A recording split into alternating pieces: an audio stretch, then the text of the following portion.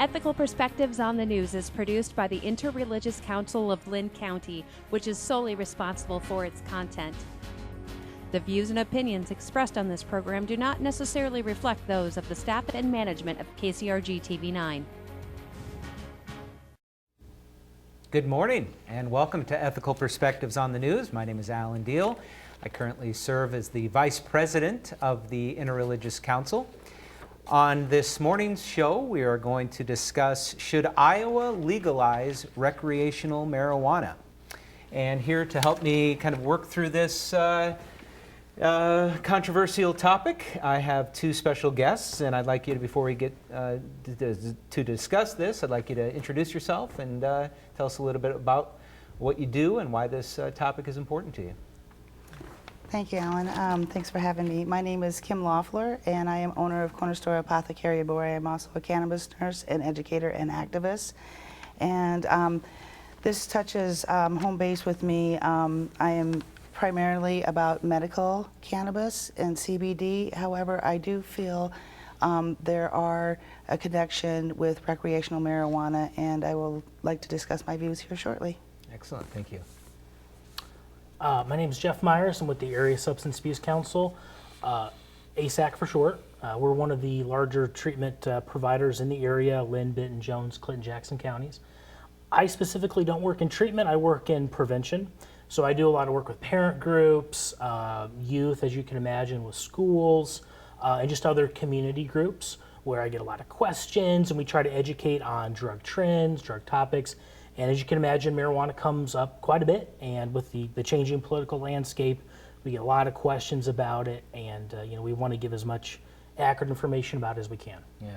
Excellent. Well, again, thank you both for joining me. So it was about a year ago, I think, Kim, that we had a show on marijuana in Iowa, and yes. It was primarily focused on, at that time, medicinal cannabis, yes, marijuana. And so we really didn't get into the recreational side of things. And then I think at the end of the show, we had asked, what if you thought it would be legalized in Iowa. And I think the consensus was like 2 no and 3 maybe. And of course, a lot has transpired since then, right? We have sure. roughly, I think, 12 states that have fully legalized recreational marijuana, and then our neighbor here to the east, Illinois, is set to fully legalize it here, recreational marijuana, on January 1 of 2020. So it seems that we're kind of, the reality, it seems the momentum is shifting towards, and has been for some time now, several years, towards, just fully legalizing it.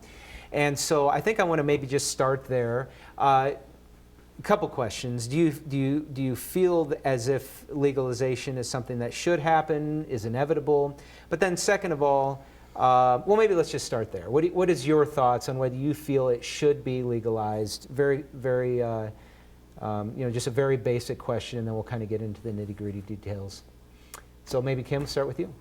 Well, if you would have asked me several years ago, I would have probably took a different stance. But today, through education and personal experience with medical cannabis in that area, I would say I would feel that recreational would be a key component in legalizing every aspect of the marijuana plant. I like to call it the cannabis plant. Mm-hmm. Marijuana was actually a term coined back in Prohibition to kind of be derogatory and scare people as weed in that.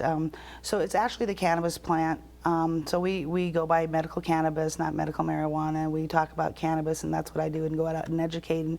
But with Canada being the second country to fully legalize recreational, from state to state here, it is different. I feel it's inevitable that eventually we're going to see it probably across the United States. Each state is going to be kind of dragging its feet at its own pace. I think Iowa's going to be one of maybe the last ones, personally.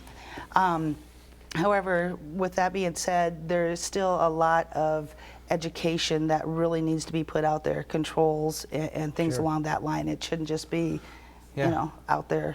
Absolutely. And thank you. And so, Jeff, what's your thought? What's your gut feeling? Do you think it will be legalized here in Iowa? It's a tough question. It comes up quite a bit. I would anticipate there might be some changes with the medical program. Mm-hmm. I know that that's been in the legislative session a couple of times. ASAC, of course, we're nonprofit. We stay out of lobbying, but we do feel like we have a unique perspective working with individuals, working with patients that have marijuana use disorder, and just kind of speaking with different groups in the community, be it healthcare, law enforcement, that have come across some marijuana impairment issues that some states that have legalized have also seen as well. So we just want to be a source of information and offer an objective take as best we can. Absolutely. And I do appreciate both of you are coming from different angles on this, but the reality is you are dealing with it on the ground, right? I mean, you're dealing with people that are using it for medicinal purposes or maybe even experiencing the negative aspects of it from an abuse perspective. But just kind of talking about this acceptance, and then we'll kind of get into some of the arguments both for and against. But there was a Pew Research poll that was done in 1969 where at the time 84% of Americans thought that marijuana should be illegal. By 2015, what is that, 46 years later, that had fallen to 44%. I would venture to say that's probably even less today, given how much it's become legal in these different states. But what do you think is some of the, that nearly 50 years, what do you think is driving that acceptance? I mean, during that period, we had say no to drugs and, the drug wars, it's classically called. So, I mean, what do you think is driving that acceptance in our society, would you say, specific to marijuana? And we can start with you, Kim, or Jeff, Sure. or whatever. Thank you.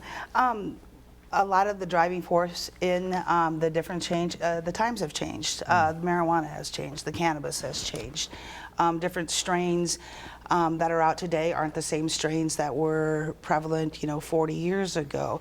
The war on drugs was put into effect, and just recently the Gallup poll has put out a statistic of the difference where the feds may be rethinking the war on drugs, but states, are kind of the ones who are leading the way.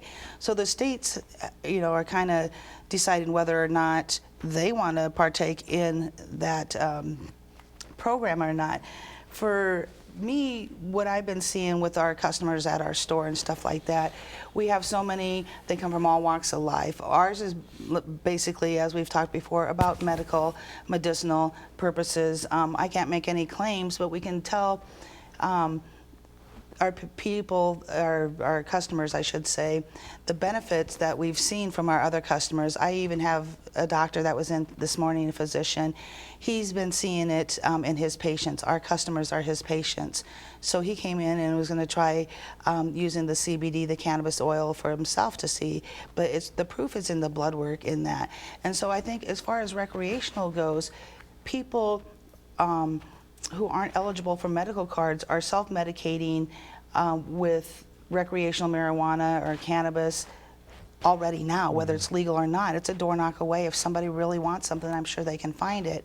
I feel it should be controlled. Therefore, if it's legalized, there's more of a control. Yeah, for sure. So, Jeff, I don't know if you have anything to add to that. I mean, sure. I think what we're there's obviously been generations now that have used this drug, and in some sense then it's become normalized, maybe, and that's part of it. But what are your thoughts as to why we see this drastic shift in accepting it as a... In public opinion, yeah.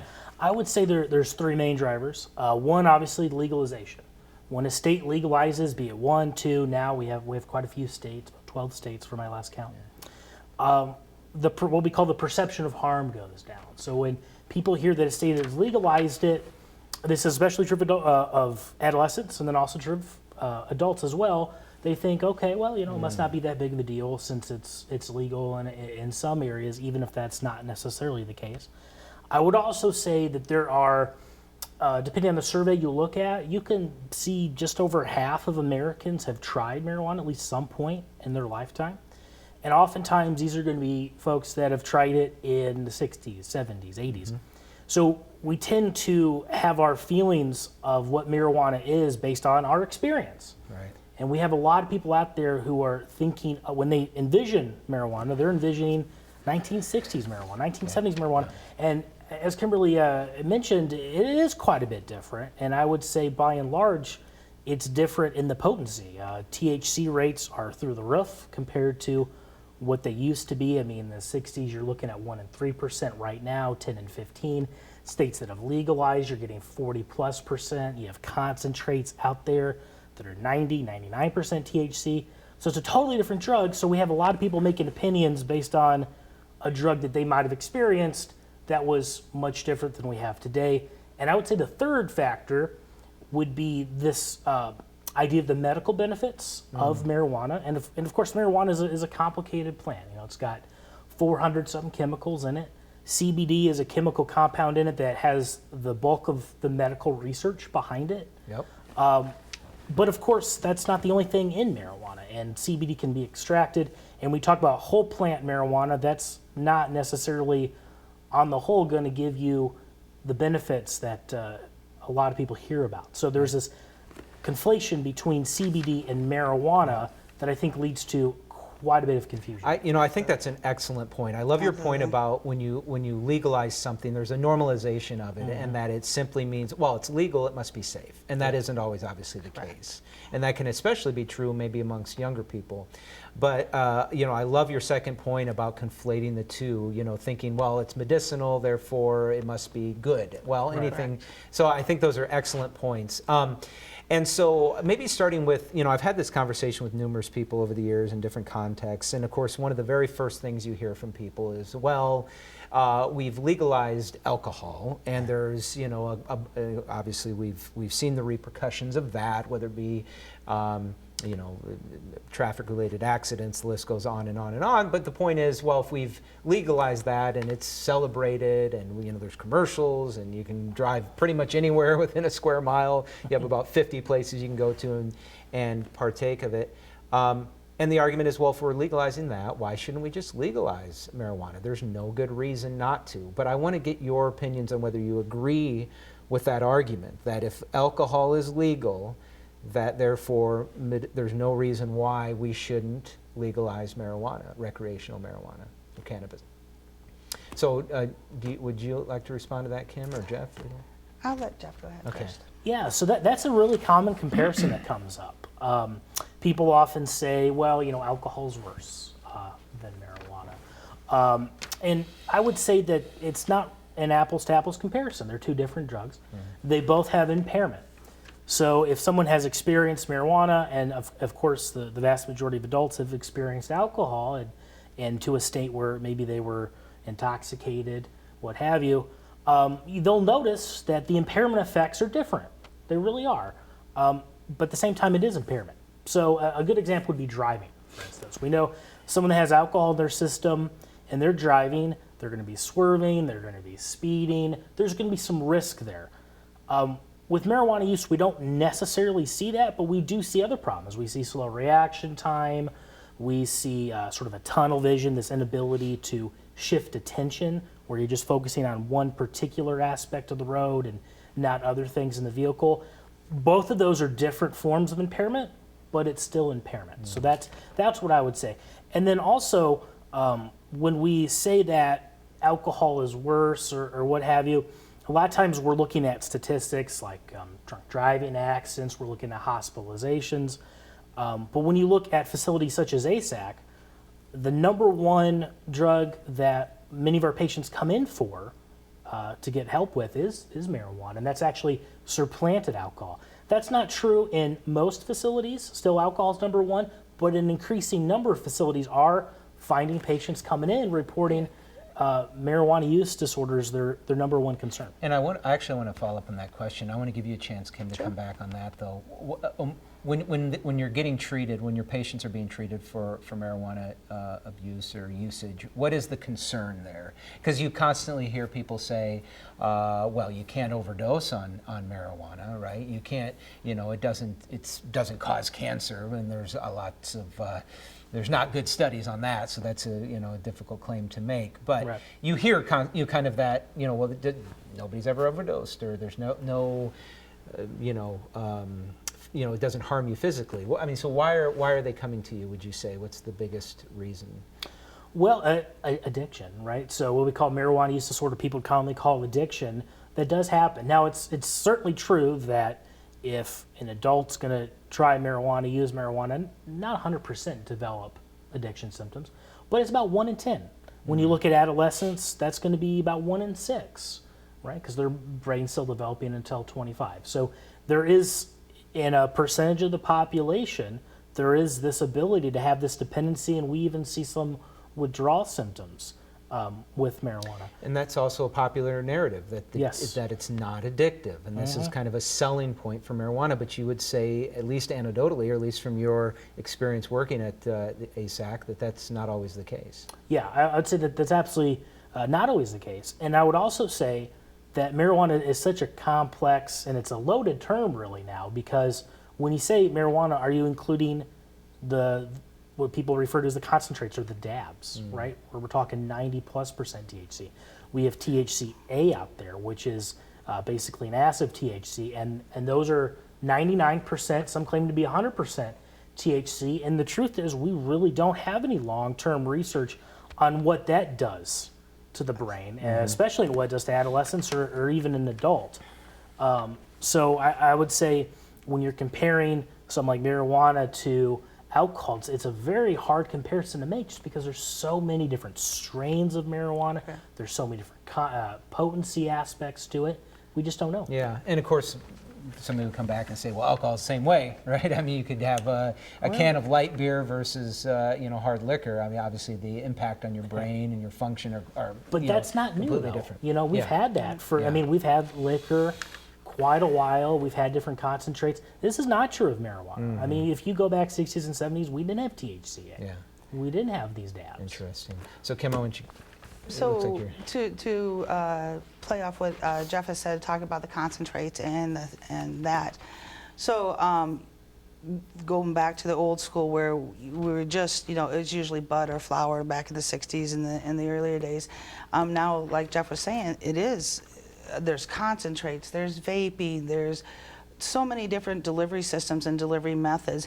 And that is one of the reasons, I guess, I would feel more comfortable with recreational, because then you can trace where these strains are coming from and anecdotally help if somebody is abusing or using them. Now, just because something goes recreational doesn't mean that there's going to abuse. There's already that abuse now in states.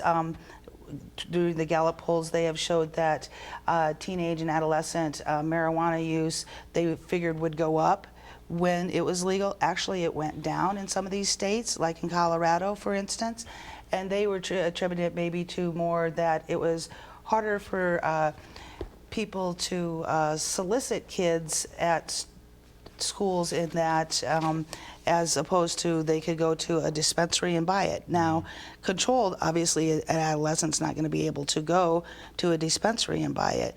But what that does is when you have dispensaries that are controlling it, it really takes the market out of the streets, so less crime in that. And that's what they've seen in Gallup polls and studies in Washington State, in California, and also in the District of Columbia, where it is legal, recreational, and medicinal. Mm-hmm.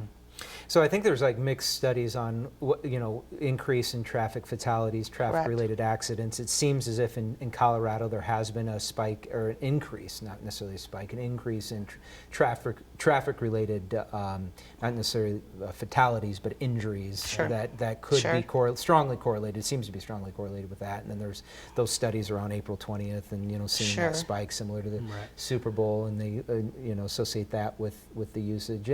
And so I think that's interesting. I think some of the fear obviously is if you legalize this drug, it will be used even more. But I think, Kim, your argument is that, well, we haven't necessarily seen that, and that actually will allow it, and maybe even some respects we'll see it go down.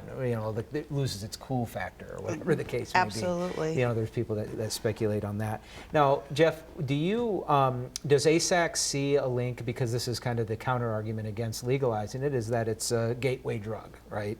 Yeah. And that it's the slippery slope. We start legalize. We've already legalized alcohol. Now we're going to legalize marijuana, and what's next? Meth, or whatever the case may be. Do you see a strong link between marijuana usage and those that use the harder drugs? So that's a really common argument, and I know in the past there's been a strong voice saying that this is a gateway drug. We don't typically use that term just because the evidence isn't really conclusive on that. The studies are mixed. What does seem to be a strong indicator, though, is if you use in adolescence, so 12 to your late teens, early 20s, if you use any drug, so it could be marijuana, it could be alcohol, even nicotine, you are more likely to pick up an addiction and other drug habit later on in life. And that has to do with how your brain chemistry works and how it switches your dopamine receptors, and how your dopamine receptors get triggered by chemicals, like in the case of marijuana, THC, or in the case of tobacco, nicotine. And so you do find yourself more susceptible to later drug use. I wouldn't necessarily make the claim that marijuana always leads to another drug. I would just say it's going to put you in a more vulnerable position. The addiction part about the marijuana or cannabis, addiction is within the person itself. Some people are prone to addictive personalities, so what may be addicted to one may not be to the other. So to blanketly say that people are addicted to certain things, it's within themselves. And a lot of things I think we need to look at why people turn to these alternatives. What are they searching for? What are they looking for? Are they looking for better sense of self? Are they looking for pain relief? Are they looking for some anxiety relief, depression relief? Maybe that's what they're searching for with a lot of drugs and things like that. But when you get into these areas here, recreational marijuana, when I want to say recreational marijuana, I don't think we should term it as recreational marijuana. I think it should be an alternative healing medicine, or put as an alternative to a better holistic way of life. Plants are plant-based is where most medications came from. Now they're synthetic, and you have all these side effects, and then here's another pill for the side effect of those. So let me ask Kim, do you feel that whether we want to, let's just call it marijuana or cannabis, sure, whatever, do you feel that it can be abused? Oh, absolutely, it can be abused, just like with anything else, just like with sugar, chocolate, food, you know, people have their own addiction to whatever. And what do you think is the downside? By abusing, I mean, if abusing something usually means then that there is some negative consequence that comes from it, right? So what do you think is the negative consequence that comes from abusing marijuana or cannabis? Well, abusing marijuana wouldn't be any different than abusing any other substance. It's going to be everything in moderation. If you overuse something, obviously you're abusing it because it's harmful to yourself. But in moderation, just like with everything else, it can be beneficial.